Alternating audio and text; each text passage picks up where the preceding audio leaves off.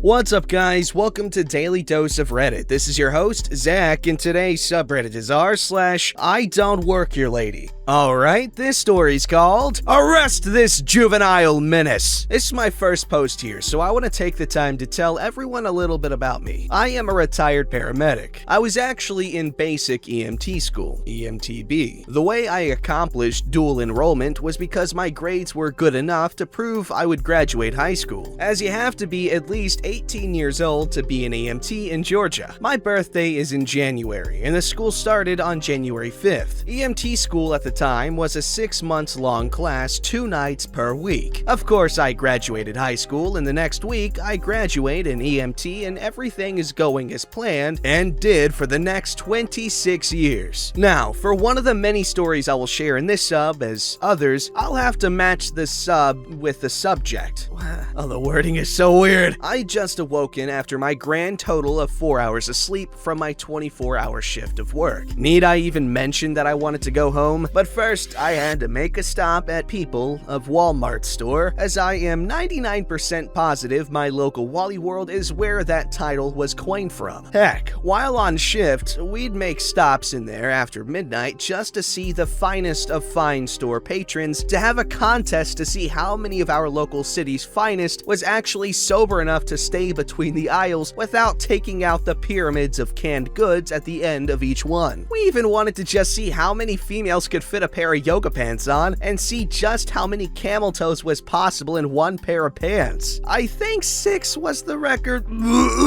Sorry to sidetrack, however, it is part of the story, in a way. I walked in the store, still in full uniform. The uniform was easily confused with the police and security guards uniform, as they wore navy blue shirts with a badge, ID, tag on a lanyard, French blue pants with navy stripes on the pant legs, and duty-type work boots with zippers on the sides. We were often confused for police officers. I was in the dairy aisle with my buggy, getting some milk before heading from the back of the store to the front to finish my row-by-row shopping method. I got my milk and was about to push my cart onto the next stop, the ice cream freezer.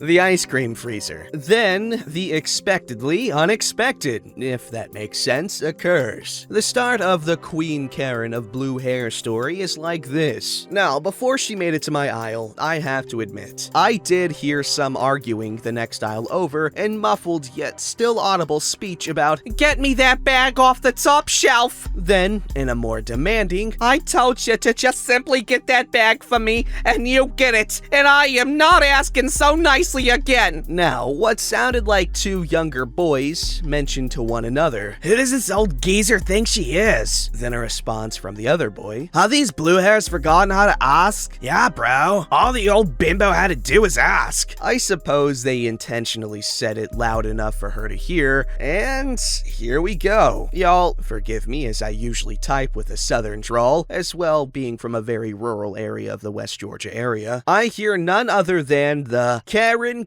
of the Walmart, "I demand that you help me" theme song in my mind. Those people too young to know who Georgia the Jungle is, please look it up, as the theme song is a parody of the song You There. There were several others around me, so I thought nothing of it and continued shopping. Again, as I stopped to get eggs, she says it again. "Are you ignoring me or just ignorant? I need your immediate assistance." I look around and had to ask, "Are you speaking to me?" She says in a condescending voice, "Well, you are the only security guard I see in here, so yes, I am talking to you, and I need you to stop pretending like you're shopping and kick these juvenile delinquents out of the store." I reply as tactfully as a tired man just trying to get the hell in, get my items, and get out. "You can't be shopping. You're the security guard on duty, so quit playing and get those obnoxious and rude children out of this store." I told her again, "Ma'am, I'm trying to get Karen says, very angrily and aggressively walking at me. "You either help me, you lying bastard,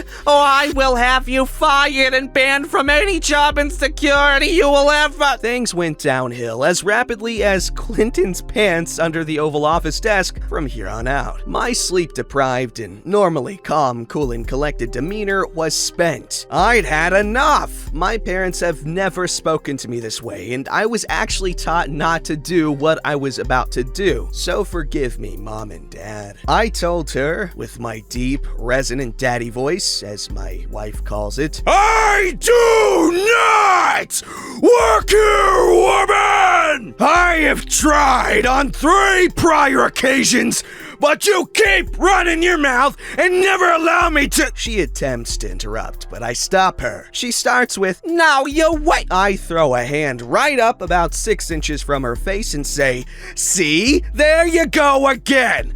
I suppose you were gonna say you've never been spoken to that way. So consider this the first truth that others have been afraid to do. Again, I do not work here. I just got off my 24 hours and drove 35 minutes here from a long night of dealing with Karens with far more issues than the issues you want me to assist you with. And I'll be damned if I'm gonna put up with it from you for free. I barely get paid enough to deal with it while on duty. Why don't you find an actual security guard here? I'm a medical professional. You have them assist you with whatever irrelevant cause to have in your twisted panties at the present time.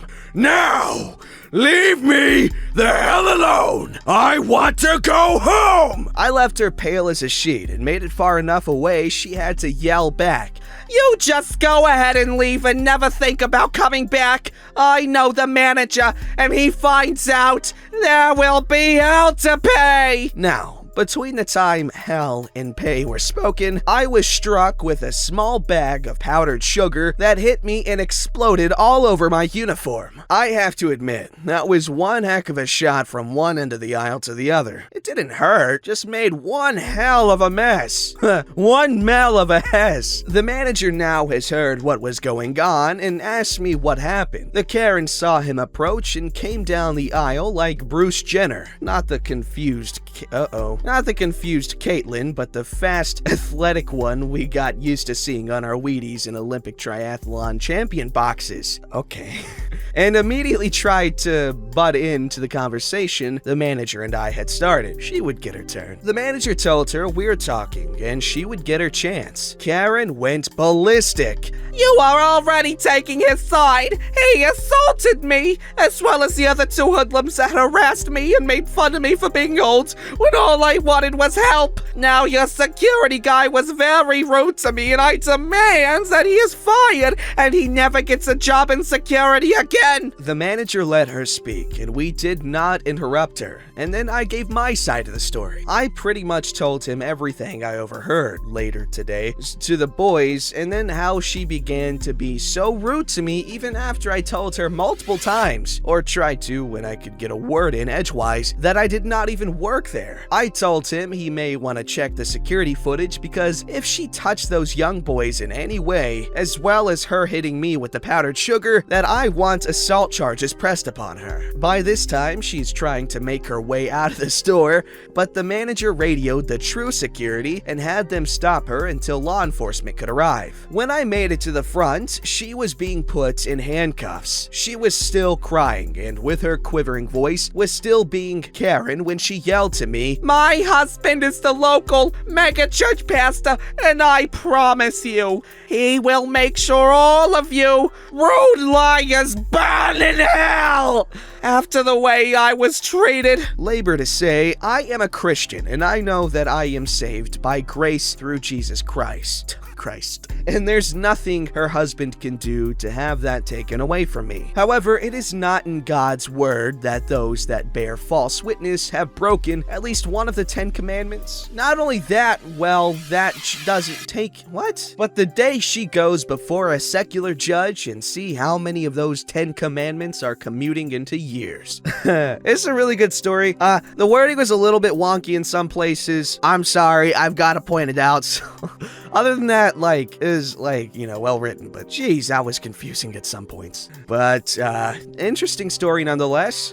Interesting story. Alright, this story's called Crazy Karen Somehow Mistakes a 14-year-old for a Bartender. Hello, obligatory mobile warning, first time posting, so let me know if I do anything wrong. I was thinking about this yesterday and decided it might be good to post on this sub. Also, this happened a few years ago, so hopefully I remember everything right. Here's the cast, there's me, Karen, my dad. My dad used to own an ice rink where we lived. The ice rink had a bar and a pretty big lobby that was really long. Think about 30 feet or 10 meters. I liked to go behind the bar and was allowed to since my dad owned the rink, and I would get lemonade and occasionally get some for my friends too without charging them. One day I was behind the bar just getting some lemonade like I normally did. While my back was turned to the bar, I heard somebody sort of clearing their throat as if to get my attention. I didn't pay any mind to it, assuming they were trying to get the actual bartender, Mary's, attention. After I finished filling up my lemonade, I turned around and saw this lady. She looked unhappy, and I immediately got nervous. I have social anxiety, and I tend to clam up around adults I don't know, especially when I was younger. Then this exchange happened. Excuse me, but I've been trying to order drinks and you have been ignoring me. Ma'am, I didn't know you were talking to me. I don't work here. I'm only behind the bar because I need 2 lemonades, a Sprite, a Budweiser, and a Coors Light. Ma'am, for the last time, I don't work here. I'm 14. Please go see the actual bartender Mary and order your drinks. She's starting to get mad. Then why are you behind the bar? Are you trying to steal drinks? No, ma'am. I've been trying to tell you. My dad... Get me whoever's in charge right now!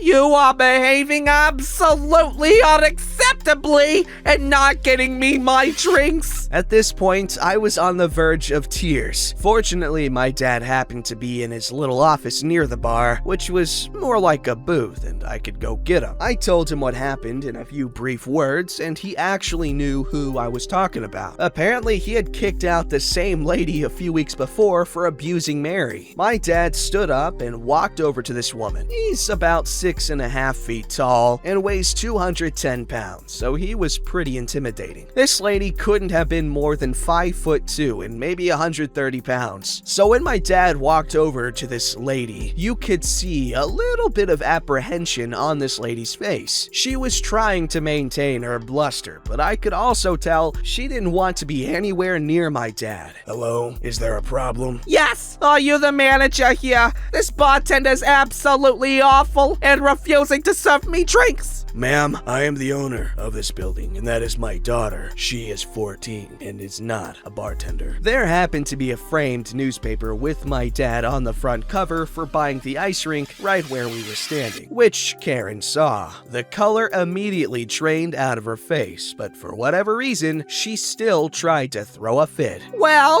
she should have still served me drinks. I didn't know she was 14. Karen says something really stupid here. You should give me free skating passes for my trouble. How Karen didn't know I wasn't a bartender is a mystery to me. I was a little bit tall for my age, around 5'6", but the oldest you could have mistaken me for was maybe 16. I had freaking braces for crying out loud. My dad was getting pretty angry right now, and he was tired of dealing with this lady. Actually, aren't you the lady who got thrown out a few weeks ago for being rude to the actual bartender? Because you have been abusing the staff here. You need to leave now, and you are banned from the building as well. But I didn't know! You can't ban me! You have no right! Actually, I do. Now get out before I either have to remove you myself, or leave before I call the police to file a report for harassment. At this point, Karen realizes he wasn't actually kidding, and thankfully left. My dad made sure I was okay, and I got some more lemonade. Anyway, thanks for reading about my Karen encounter. I hope you like it. That sounds like a really cool place to grow up as a kid. You could meet a lot of cool people there. But that's stupid. Lemonade sounds good. Hey, what place has the best fast food lemonade? Because every place I get lemonade, it's always super sweet and not sour, and it's always disappointing. This story's called The Pandemic Has Been Hard on All of Us, Karen. So just to preface this, I, 19, female, particularly hate grocery shopping and try to move through the store in my hometown as quickly as possible to avoid avoid running into people I know. About a month ago, I went into my local grocery store to pick up a couple of things, just a prescription and a box of mashed potatoes to go with what I was cooking that day. This meant I had to make a loop around the back of the store. As I went around, I heard a woman pushing a cart and doing what I could only describe as growling. As I got closer, I overheard her loudly exclaiming, "Ah! Does this store even sell hand soap?" Grrr! To some other poor lady. The huffing and puffing and growling continued as I tried to avoid her, hoping she was distracted enough by the other poor shopper. But she caught sight of me as I was getting my mashed potatoes and started to chase me down as I turned to run. I was wearing a black hoodie, black pants, and a hat, and the employees wear either white shirts with black aprons or black long sleeve shirts. Hey you! You work here, right? Where's the damn hand soap? I froze in my tracks. Sorry, I don't— How are you out of soap in a pandemic? Don't work here is all I could muster as I picked up the pace away from this lady who, to this day, is probably still in a frenzy looking for hand soap. By the noises she was making, you would have thought hand soap was the cure for lycanthropy. I don't remember if it was a full moon. I bet she would have killed me for the last bottle of dial gold heroin. Thanks for the upvotes and silver, y'all. Might have to melt it down into bullets in case Karen transforms and comes after me. That's funny. Hey, at least she's trying to be responsible and stay clean. Don't forget to like, subscribe, and hit that bell to never miss an episode.